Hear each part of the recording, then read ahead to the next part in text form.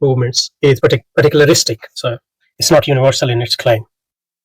So fascism like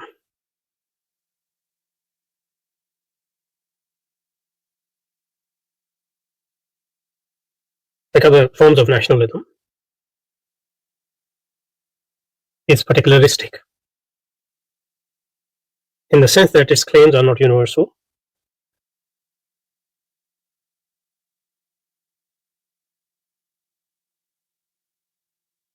They are about a particular nation and a particular group and its superiority and the establishment of its authority and power.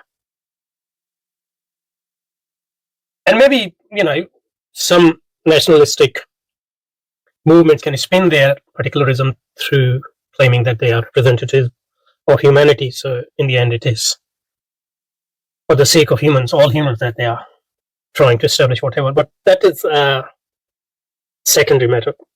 So in primary matter, the nationalistic movement and fascistic movements are particularistics movements. So in that sense, they are different from all universalistic movements, so Islam or Christianity. At least non-Protestant Catholic Christianity is universal in its claims. Liberalism is universal. So capitalism is universal in that sense. So fascistic capitalism is particularistic. But obviously, if you espouse so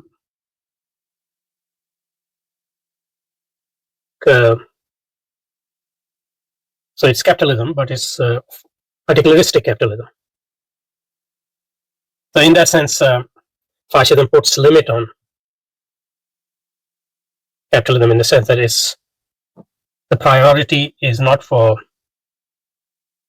accumulation for the sake of accumulation as such, but accumulation for the sake of accumulation for a particular nation or a particular group, so that group can be powerful. So that's a limit on. So at the time of crisis, capitalism takes refuge in fascistic and nationalistic movement, as it is happening throughout the Western world at the moment, and throughout the so-called developed capitalistic world. But that can be a long-run thing because, like Protestant capitalism, like nationalism, also puts limits on the universal universal ambitions of capitalism. So that's why the natural tendency for capitalism, once it comes out of crisis, is to go towards liberalism or socialism, depending on that. And probably liberalism is the most natural thing because there's the least limit, least resistance offered by liberalism, because there's the capital and there is the individual, and the state is at the service of capital. Okay, so so fascism is a particularistic movement. It denies universalism, and that's why it's against universalistic movements very much.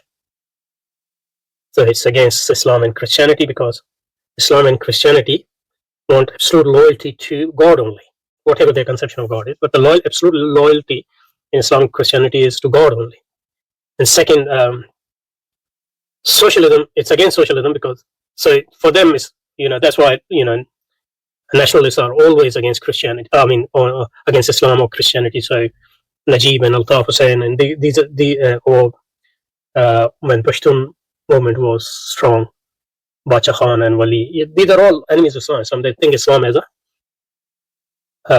Islam weakens Pashtun or Sindhi or Hindi or Punjabi or Muhajir or Bangladeshi nationalism. Similarly, Christians, fascists and Nazis, they hated Christianity. Obviously, Hitler hated Christianity. They always use it as well when they can use anything. But they hated Christianity because they want absolute loyalty to German nation only and the representative of German nation or Italian nation, whichever nation. So all nationalist movements are against Christianity and Islam. And they're against socialism for that reason as well. So socialism true socialism is universalistic. It absolute loyalty is to humanity, or to the representatives of humanity, the proletariats. But that's not the proletariat of one country, proletariat of all countries. Similarly, it's against liberalism as well, because individualism weakens nationalism and national bonds, etc. So the only religion which, among Abrahamic religion at least, which is close to nationalism is Judaism, because it is particularistic. It's not universal. It's the religion of Jewish people, however you define them, particular people, and they are the chosen of God over all other people. So so Judaism is not a universalistic religion like Islam and Christianity. So that's why nationalists, Jewish and Zionists, always, behind nationalist movements as well. Like it makes sense for them to support, for example, right-wing and conservative politics, which is nationalistic at its core. Trump's movement and far-right movements in Britain and all in Germany, etc. They are all supported by, because intuitively you think that they will be against them, but they are not.